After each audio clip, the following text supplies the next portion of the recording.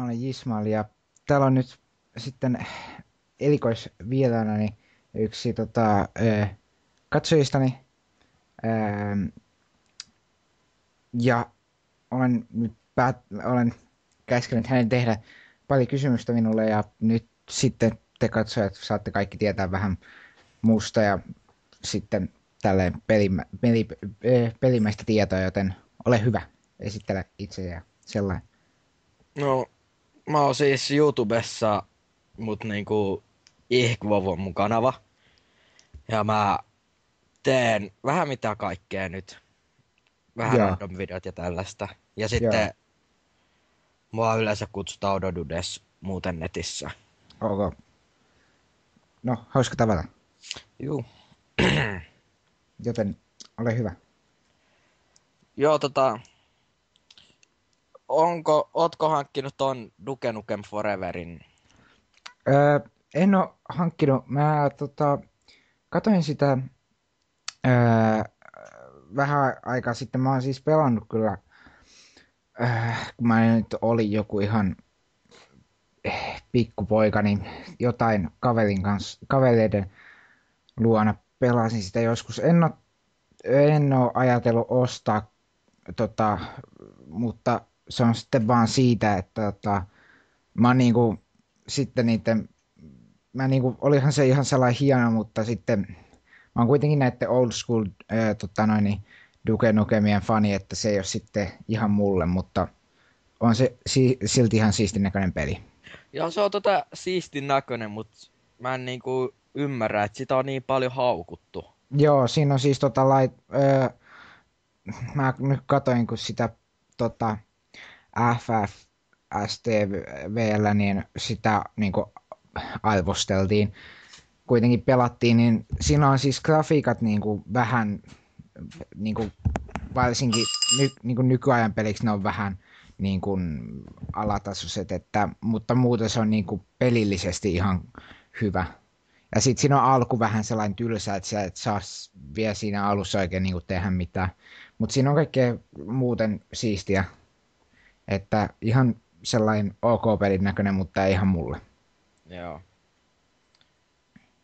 Mietitäs niin, Crysis 2 sitten, että olisiko se hankinnassa vai?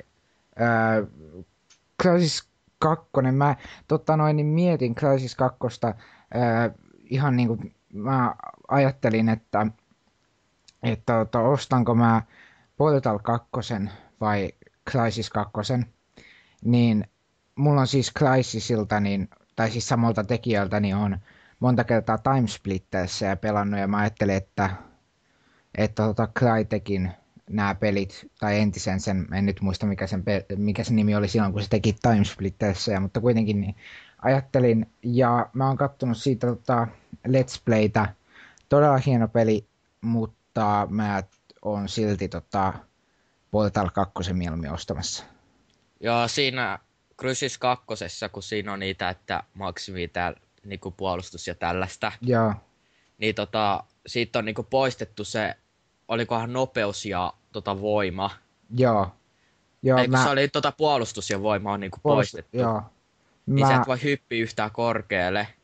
joo, mä katoin just sitä, että mä oon joskus ykköstä vähän kokeillut, mutta se sitten, mä en ole sitäkään kauheasti pelannut, että Niin se, että Crysis 1, niin se se niin, maasto on niinku, että sä voit mennä korkeammalle, mutta se ei ole joo, niinku joo, yhtään silleen leveä. ei, mä niin huomasinkin sitten, kun mä en ole Crysis 2 niin kokeillut, mutta on nähnyt sitä Let's Playtä, niin huomasinkin, että se on vähän erilainen, mutta että se on kuitenkin Mutta se siis, vaikuttaa ihan hienolta. joo, se vaikuttaa kyllä, se on siis, ja ehdotan, että kokeilette sitä, mutta mä itse pysyn kuitenkin niin sillä kannalla, että mä vaan ostan mieluummin sen Portal 2, että mulla nyt on vähän, mun täytyy tietysti katsoa, että koska mä en voi kaikkea ostaa, niin tietysti koska mä oon hyvin suuri Portal-fani, niin sen takia mä sitten suuntasin mun rahani mieluummin sitten Portal 2 kuin Crysis 2.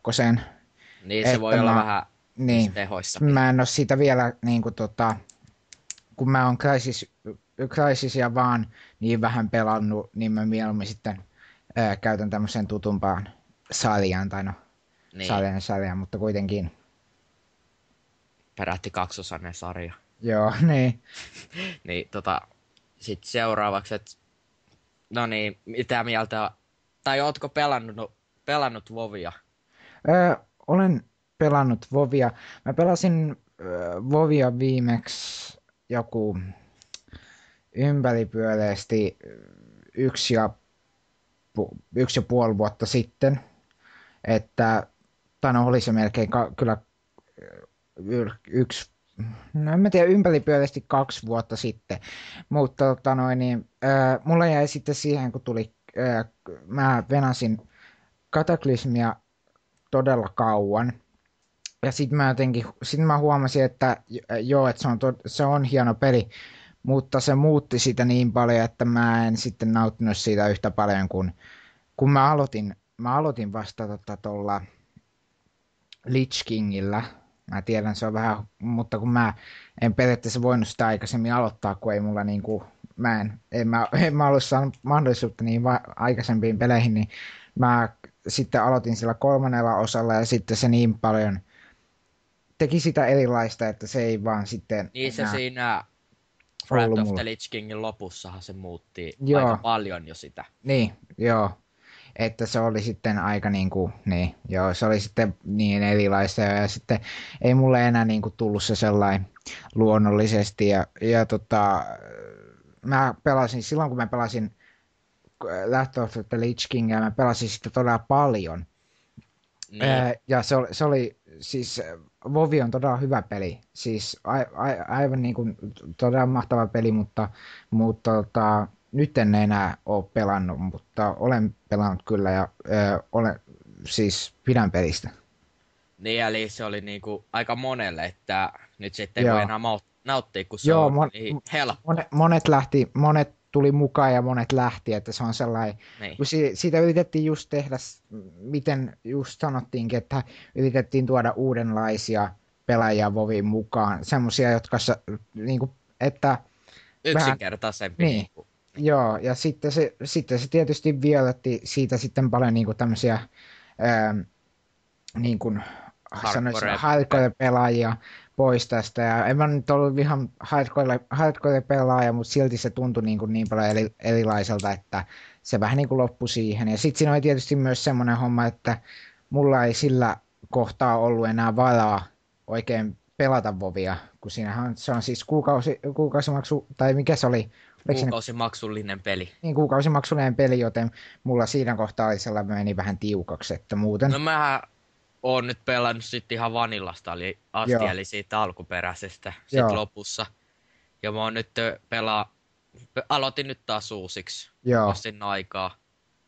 Joo, Ja se, mä on, mä, mutta mä tiedän sellainen, että kun mä huomaan, että mulla ei ole varaa tai mahdollisuutta pelata jotain peliä, mistä mun pitää kuitenkin, esimerkiksi jos mun täytyy nyt tehdä tämmönen Jismail-filosofia-jakso ja joku uusi peli on tullut, niin mä en jätä vaan puhumatta siitä, vaikka mulla ei olisi mahdollisuutta sitä hankkia, vaan mä sitten hankin mieluummin kaiken tiedon ja katon vaikka Let's Playtä, että mä voin vaan puhua siitä. Esimerkiksi mulla on niin että sä et voi tehdä välttämättä gameplayt siitä. niin, että sen takia just mä yritän tehdä sitten vaikka nyt vain Ismail-filosofian siitä, enkä mä voi tehdä siitä varsinaista arvostelua. Mutta sen takia mä just tällä hetkellä nyt hankin Portal 2, jota mä en sitten tiedä, onko se nyt tulossa vielä, mutta se on tilattu kuitenkin, että täytyy katsoa milloin se tulee, mutta kuitenkin. Niin sen takia mä nyt hankin se, että mä voin tehdä nyt niin kuin oikean arvostelun pelistä, mistä mä oon todella innostunut. Ja niin, sen takia mä just yritän, koska mulla on sellainen, mun taloudellinen tilanne on tietysti vähän heikko pelien arvosteluun, joten sen takia mä yritän aina silloin, kun mulla on mahdollisuus saada peli, minkä mä voin arvostella, niin mä hankin semmoisen, mitä mä haluan arvostella ja saan niin kuin, jutun juurta. Että sen takia, jos mulla ei ole mahdollisuutta tai halua hankkia jotain peliä, niin silti mä yritän puhua siitä ja hankkia jonkinlaista edes. Esimerkiksi niin kun mulla ei ollut tota, mahdollisuutta ostaa, mitäs se oli, mä en nyt muista. Se taisi just olla niin Portal 2 paljon ennen tätä, ja mulla ei ollut silloin just niin kuin mahdollisuutta siihen, niin sitten mä katoin Let's Playtä siitä, että mä sain jonkinlaista jutun juurta edes siihen, joten näin, että vähän kadottiin, mutta siis Vovista niin hyvä peli, mutta se on sitten mulle muuttu liikaa, ja tietysti sitten se tuli budjetille vähän suureksi. Niin, jo ainahan kannattaa katsoa vähän sitä gameplaytä. Joo, tietysti juu. Ja niin, sen takia mä just yritän hankkia tällä. Ja esimerkiksi, kun mä puhun nyt esimerkiksi PS Vitasta tai Wii Usta, mä yritän kaiken mahdollisen hankkia ja katsoa toisten ihmisten mielipiteitä siitä, esimerkiksi toisten arvostelijoiden. Yleensä kylläkin ulkomaalaisten, että mä en nyt ole saanut tietystikään suomalaisten peliarvostelijoiden mielipiteitä, ei nyt saa heti, mutta olen silti monen muukin mielipidettä yrittänyt niin kuin ottaa siihen mukaan ja miettiä, että niin, mitä mieltä olla mistäkin. Että niin, näin. Se on ihan... Sitten... Ootas. Mikäköhän se yksi kysymys oli, jota mä ajattelin?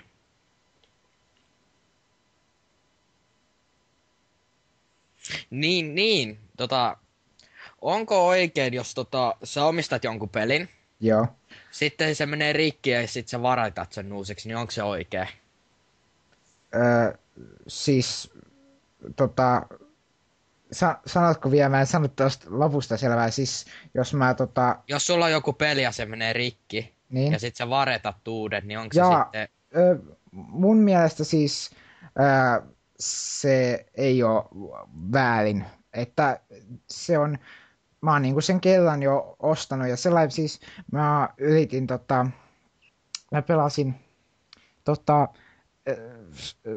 kellan kun mä niin silloin vielä kun mulla oli PS2, nyt mä oon myynyt sen pois, että mulla oli enemmän varaa kaikkea, niin mä pelasin Sly 3 tosi paljon. Sitten se meni mä pelasin sitä niin paljon, että se meni loppujen lopuksi rikki siitä. Niin sitten mä olin tosi, niinku, tietysti mua otti pään se, koska se oli todella hyvä peli. Ja, se on hyvä peli itse asiassa. Ja niin silloin mä en tiennyt vielä, koska mä olin niinku tosi nuori silloin, niin mä en niinku tiennyt koko tästä kaikista tekniikasta, mitä oli niinku mukana siinä, joten silloin tietysti mä olisin toivonut, että mä olisin voinut saada sen taas toimivaksi. Ja mun mielestä se ei ole väärin, että jos sä kerran sen oot jo kerran ostanut, niin minkä takia niinku sitten sä et sitten saisi. Niin, joo.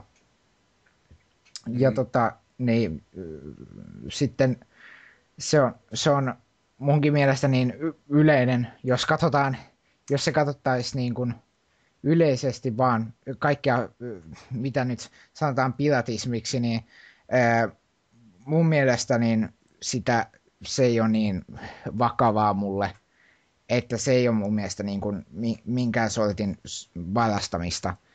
Tietystihän se voi olla, jos mä yleensä suosin sellainen, että jos on jonkun, esimerkiksi mä en ikinä niin kuin Minecraftia, mä en ikinä ottaisi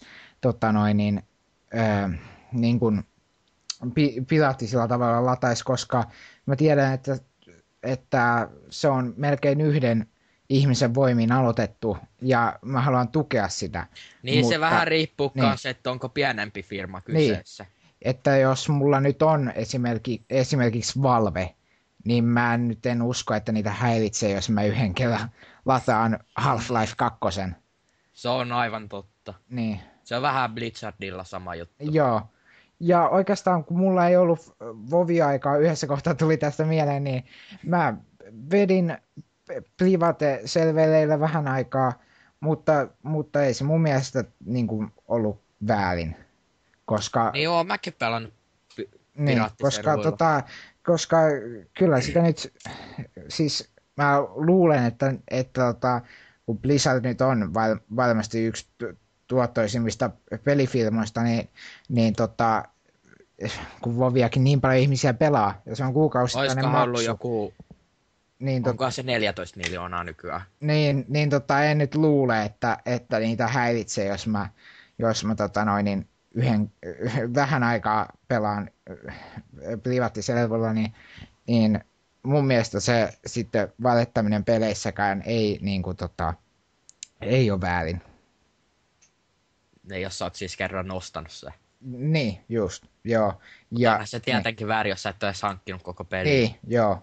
Niin, joo, siis niin silloin, jos sä oot siis pelin jo hankkinut ja se on mennyt rikki, niin silloin se ei tietenkään ole väärin. Niin onhan mäkin tehnyt silleen, että mä en ole hankkinut koko peliä silti varit. Joo. Mutta onko se sitten musiikissa väärin? Tai niinku, että musiikki ylipäätänsä. Mulla on monta kertaa sanottu, että kun sä lataat jonkun biisin ja sä varastat sieltä bändiltä, niin parhaiten, mä luulen, että Weird Al Yankovic sanoi sen parhaiten, kun hänen laulussaan sanotaan,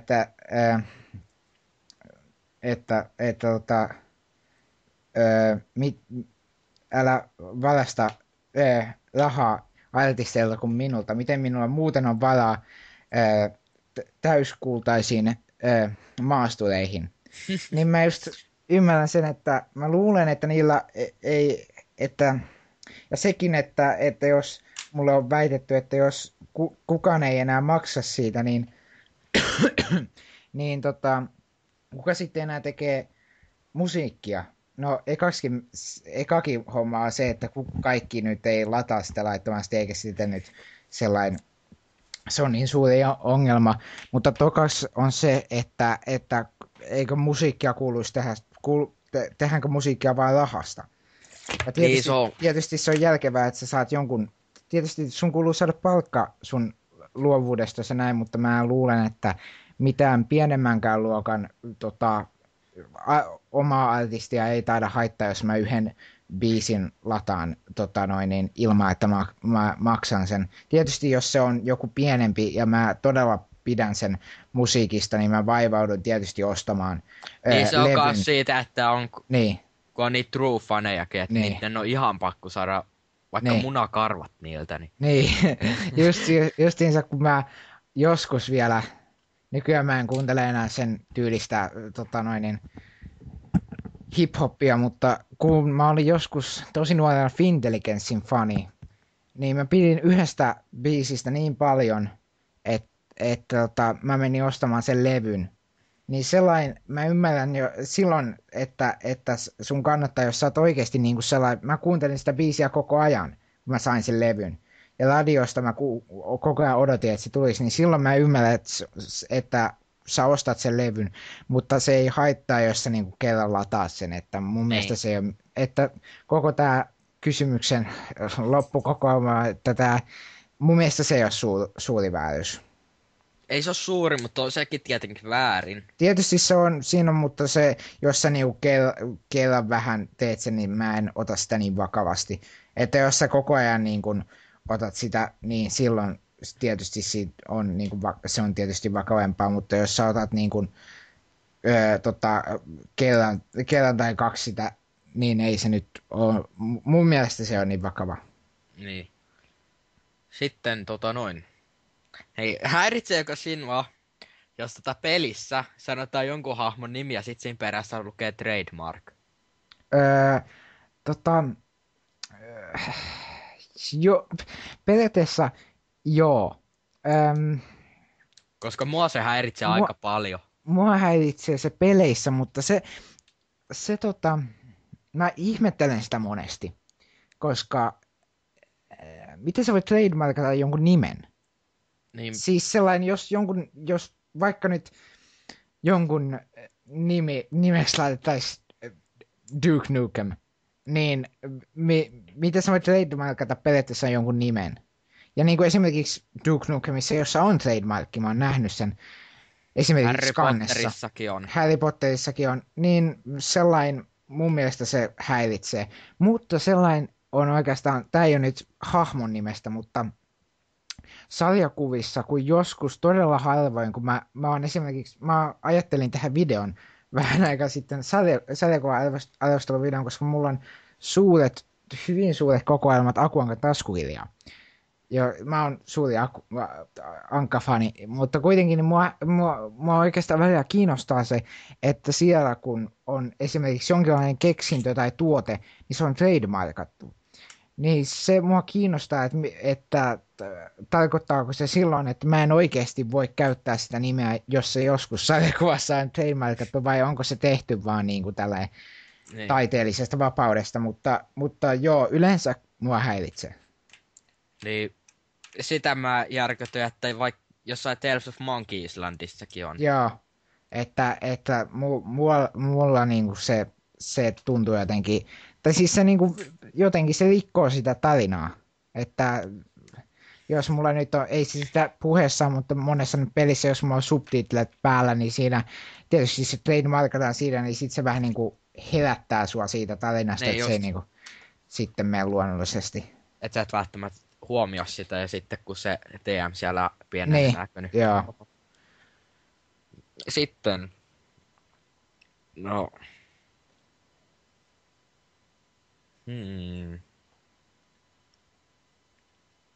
Mistä musiikista pidät? Musiikista, mä oon huomannut, että mä pidän aika niinku kaikesta musiikista. Niin kuin mä sanoinkin, tai niin kuin mä oon laittanut kanomalleni, että mä pidän ihan kaikenlaisista musiikista, siis ihan niinku klassisestakin, mutta mä tykkään vaan tietyistä, että ihan niinku monissa lajeissa mulla on niinku yksi tai kaksi artistia tai tällaista, josta mä pidän. Että suurimpia mulla on underground-räppi ja sitten ska-punkki. Ja sitten yksi, mistä mä nautin todella, on Tchaikovskin hienot klassiset sävelmät. Että se on tälleen, niin kuin, kuten huomaat, niin se on aika tälleen valioivaa, että se muuttuu niin kuin Entä ihan... sitten metallista? Mulla on sellainen monesti, että mä en pidä metallista, mutta mä pidän monista metallibändien biiseistä, joissa ei ole niin paljon, niin kuin esimerkiksi mä pidän parista esimerkiksi Metallican biiseistä ja sitten 80-luvun metallibändit, niin niillä on paljon todella hyviä biisejä, mutta mä en niin kuin yleisesti pidä, mutta parista biisistä kyllä.